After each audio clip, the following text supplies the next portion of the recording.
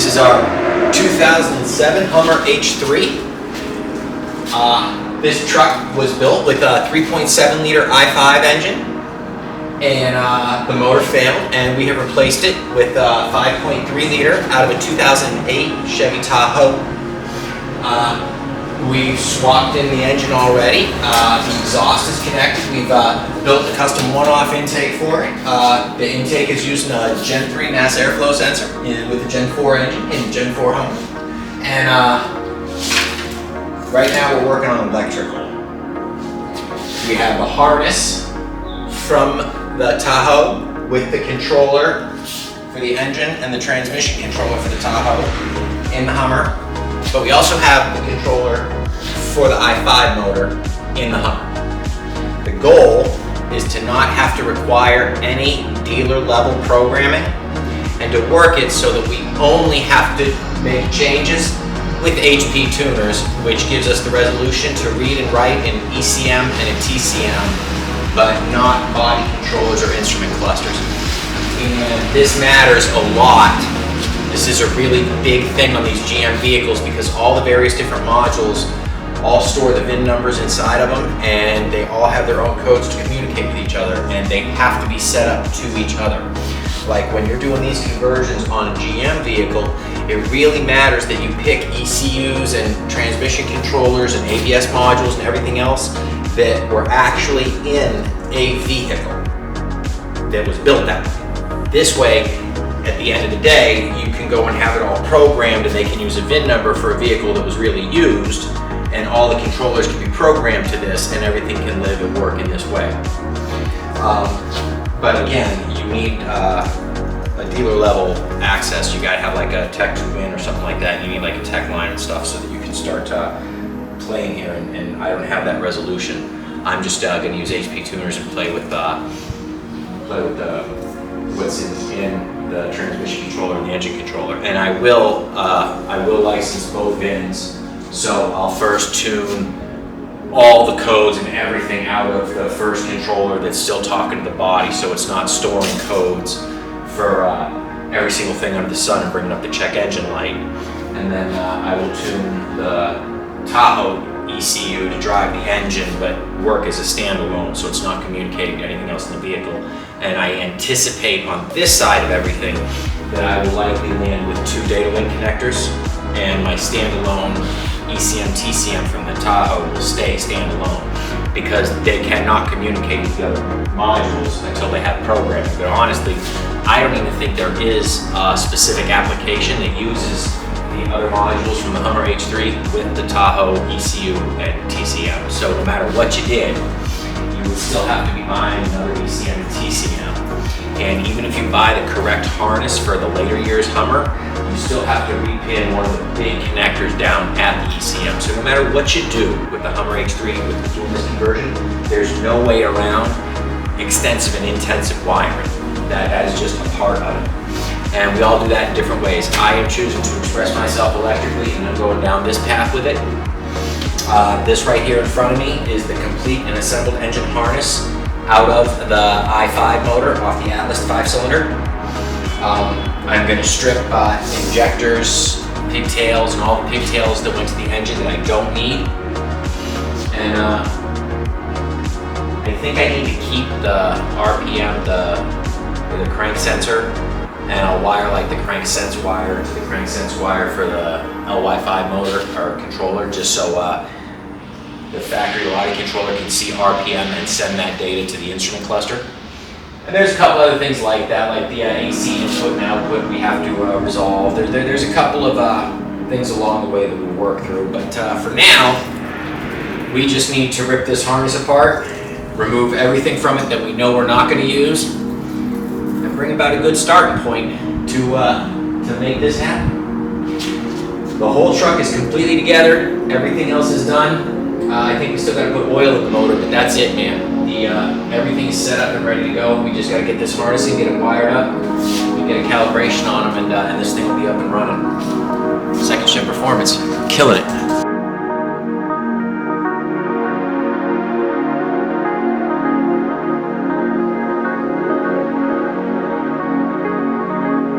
These wires are for the mass airflow sensor.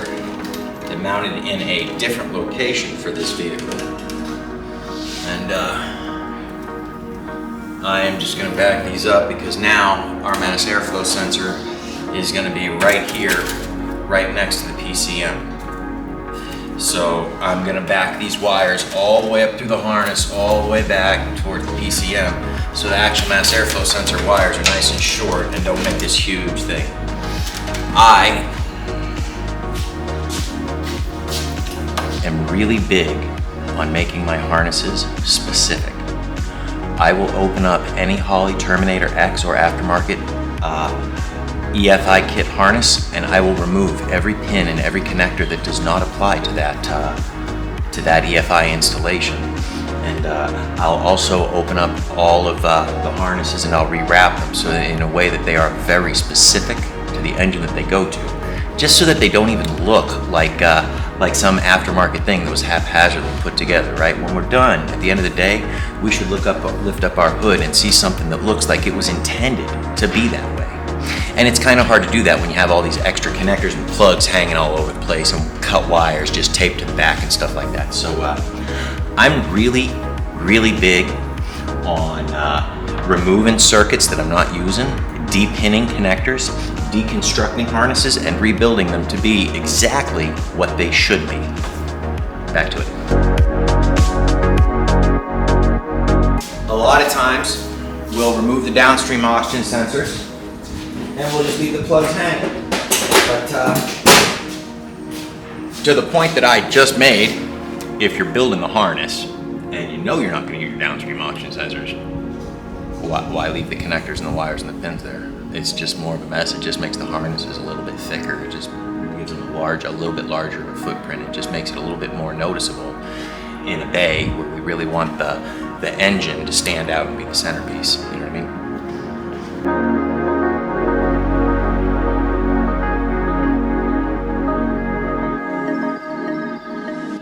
This will help us keep its basic shape as we're rearranging what all is going where. I'm still not sure what these guys go to. I need to look that up in the diagram. But this will go to the oxygen sensor that I'm using, and this might be hopelessly long. I mean, all this wire doesn't need to be. But when I get this down by the oxygen sensor, I might short this harness up a little bit, repin the connector like up here or something like that. So that's all down the road when we get to it. For now, we're just organizing and getting all of our sensor pigtails in the right place where they need to go, and getting ready for it. Once this harness is done and we have the basic routing and the placement figured out, then we'll take our deconstructed factory I5 harness and lay it over this and try to integrate them both together so it doesn't look like two harnesses, and so it looks more like just one harness with specific takeoffs for everything it needs to that goes to both controllers. And we got the right looming to go on at the end, so it should come out nice. It should.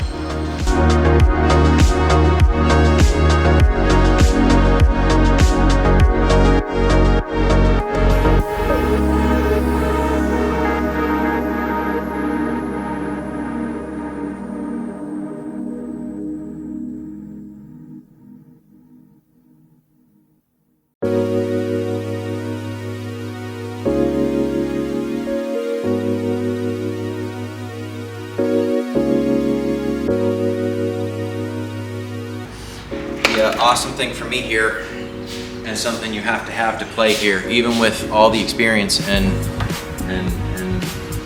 history I have with these, I get to play here specifically because I maintain a subscription to Shopkeep, and I have access to specific diagrams for both the 5-cylinder version of this truck, which is what this is, and also for the 2008 Tahoe.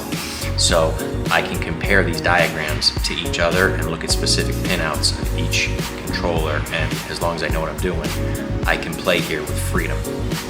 If you do not have access to the diagrams and specific diagrams with connector pinouts, this would be a very, very dark path to try to go down. All right, I gotta go look at those diagrams right now, in fact.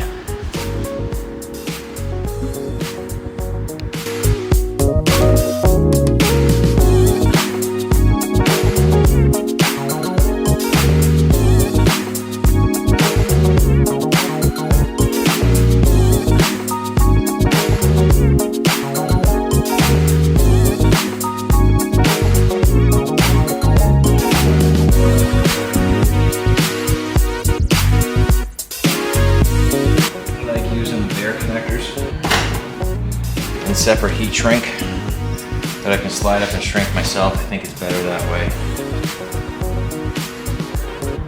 It certainly makes it smaller. The bigger butt connectors that have the heat shrink built onto them, or that don't have the heat shrink, they just make it a larger footprint.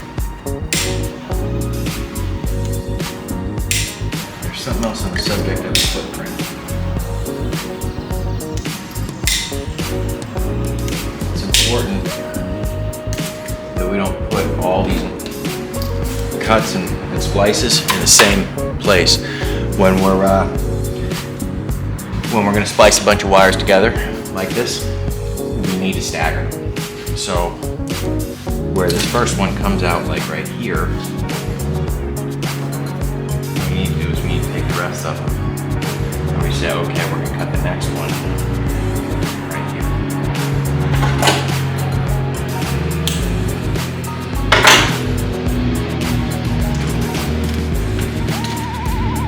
And then just do that way. There's a couple different ways we can do that, right? One way is we can try to line this up this way and then cut to there. Another cool way is once we've got our stagger spot situated, we can take the first length of wire that we cut and we can use that and match up and cut away the exact same length from this wire.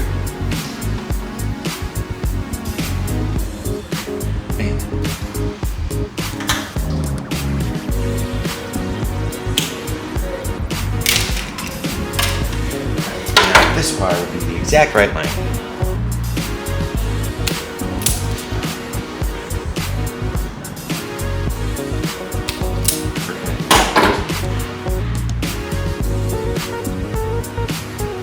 Twist the wire ends. Twist the wire ends.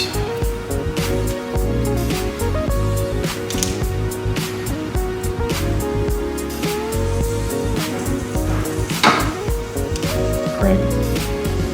Crimpers have one side that has pushes in.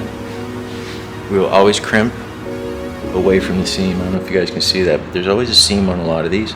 And if they have the seam, you always put the crease on the back side, never on the seam. I don't know if you guys can see that or not, but if you crimp it on the seam, supposedly the seam can spread and it can let the individual strands of the wire come apart. So whenever you have a butt connector with a seam on it, you always crimp away from the seam. And don't ever forget to put your heat shrink on before you crimp both ends of the wire. Boy, that is like a common problem. That's like building your brake line without putting the damn fitting on the line before you flare it, you know what I mean?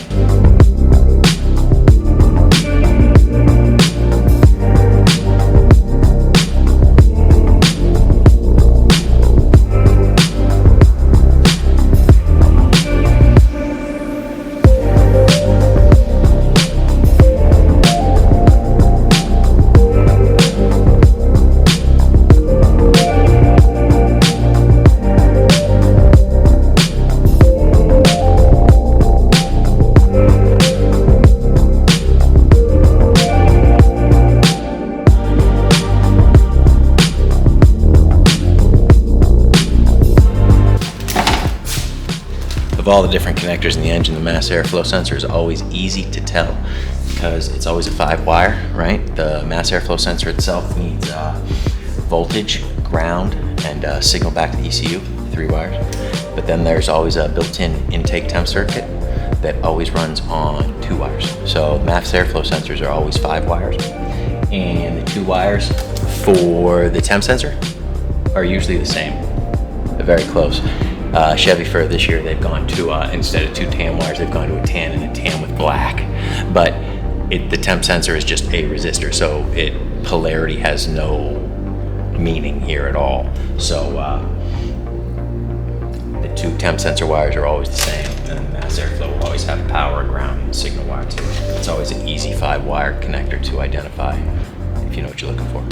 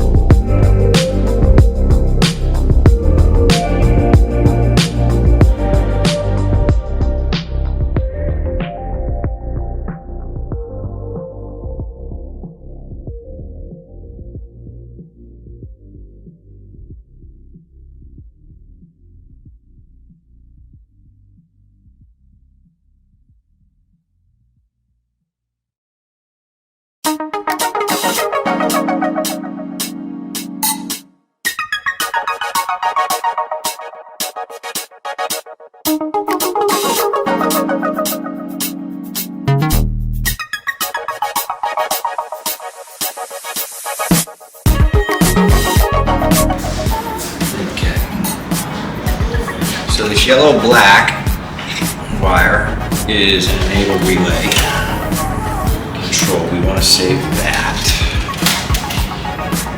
And this dark green and white wire is actually the fuel pump relay control. However, the 2008 Chevy Tahoe comes with a fuel pump control module, and it varies the fuel pressure based off of its need. So we have all these extra wires that are meant to run back and forth between the controller and the fuel pump control module. However, with HP tuners, we can go in and we can tell it that it does not have a fuel pump control module fitted, and it will just use the green relay control wire as a fixed on and off thing instead of trying to command different pressure. So these wires, we will just get rid of.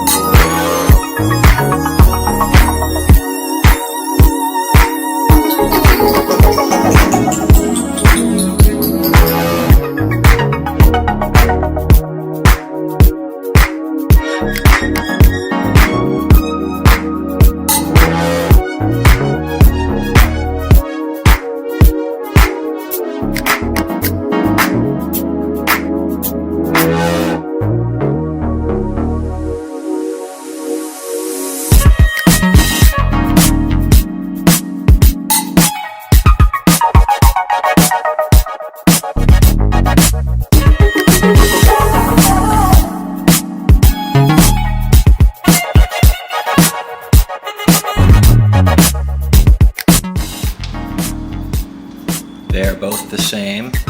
One is from the Hummer, one is from the Tahoe. We need to splice them into each other in such a way that both controllers will get all the information they need out of the range switch.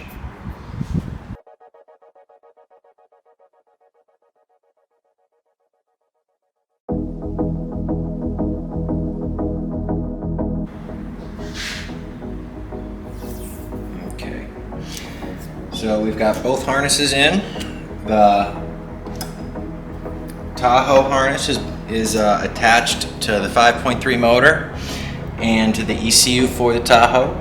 And we've just laid in the H3 I5 harness, connecting it at the fuse block first and working our way back. For the range switch, both controllers need to have the range, because the engine controller isn't going to drive the four-wheel drive, I don't think. I think that's going to be a body function. And also there's a park neutral safety switch for it to start up and stuff like that needs to be in the car. So the park neutral switch, we need to take both connectors and we need to wire them together. We need to just splice them all together. So it's one connector with that's pinned to both. That's all. That's a pretty simple, straightforward thing. You just got to jump a couple of wires and make sure they're all matched up right in the connectors. No big thing there.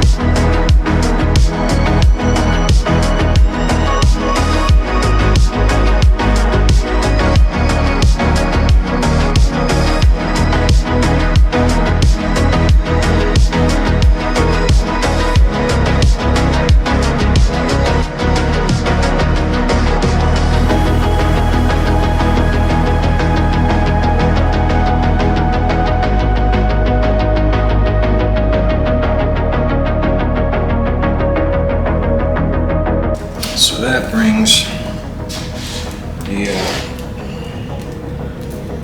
range switch to completion. The range switch needs to go to the controller that's driving the transmission, and the range switch needs to go to the body for four-wheel drive electronics, or for four-wheel drive control module, and also for the park neutral safety switch.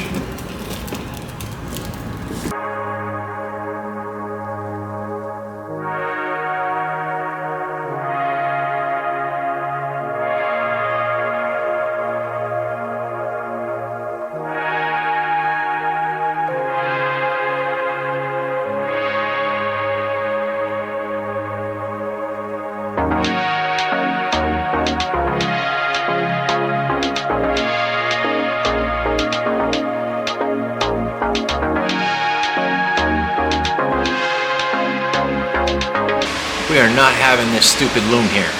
We got the nice net mesh. This needs to be the same.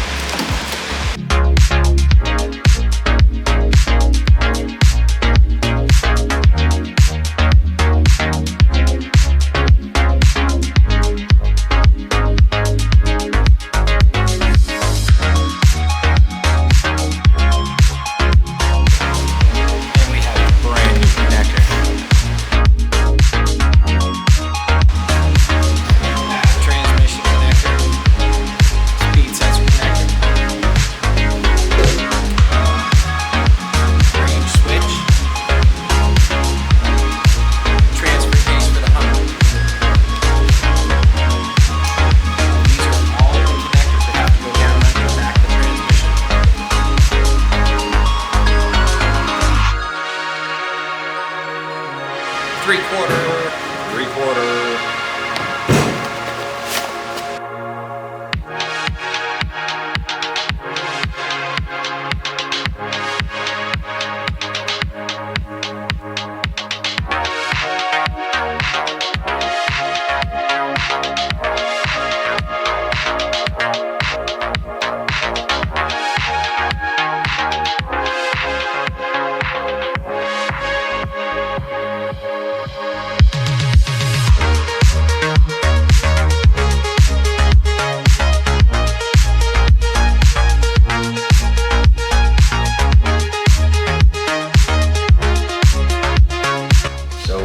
Here we are at the end of the job. Off camera, we finished getting the harness all together. We put looming on it, and everything is done and complete. We've added in a pulse width modulated fan controller because we only have one cooling fan, and this will regulate the fan to variable speeds so it doesn't shock the electrical system and make the lights dim when they come on and off. And that's about it. We're pretty much down to getting the thing all tuned up and calibrated, and for that we have two separate data link connectors in the car now, and let's take a look at those. Okay, so this is the data link connector for the Hummer. Right down here, this is the factory data link connector for the truck.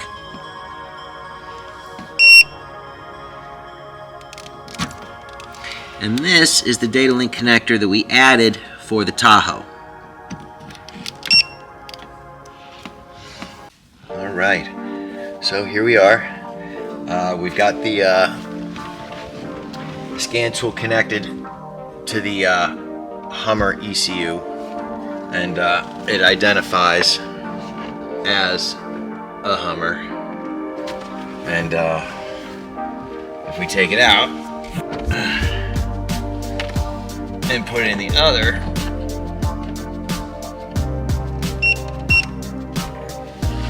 port,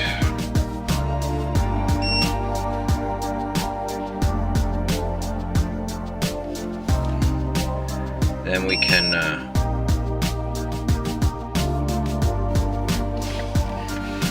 there we go. And now we can see that we are talking to the Tahoe ECU from 2008. We have both controllers wired right here to both data link connectors so we can communicate with any as we need.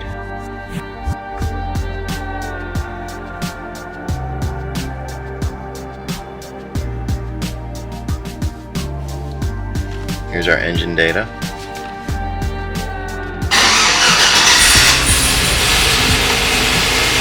And here's the running Tahoe.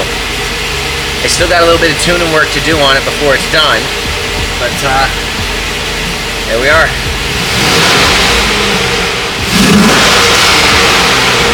Nice, right? Second shift performance.